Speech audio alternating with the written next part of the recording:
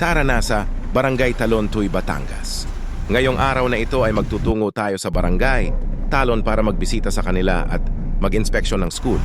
Pero bago ang lahat ay ikwento muna natin ang kanilang historya. Ang payapang barangay ng Talon ay nasa pagitan ng Baryo Lumbangan, Palengkero at Dalima. Ayon sa alamat, karamihan ng mga residente dito ay nagmula sa Baryo Lumbangan. Ang gawing kanluran nito ay may bundok, samantalang ang gawing sentro at silangan ay kapatagan na kung saan ito ay taniman nila ng mais, palay at tubo or sugarcane na kanilang produkto.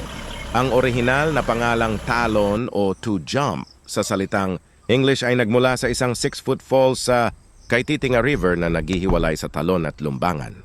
Ayon din sa mga matatanda doon, ang nasabing falls o talon sa nasabing lugar ay isa sa sikat na pinagdarausan ng picnic, labahan at liguan.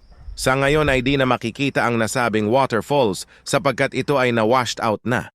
Noong ang bayan ng Tuy ay itatag noong 1911, ito ay hinati-hati na sa bawat baryo at ang mabundok na lugar na iyon ay tinawag ng Talon ng mga nakatira dito. Ang pamilya ng Consigo Beltran, Andino at Gaa ang kauna-unahang residente sa lugar ng Talon noong 1979. Ang Gumapak Barangay School ay itinayo dito mula sa donasyong lote ni Ginoong Hermogenes Gumapak. Salamat sa panonood, share mo na.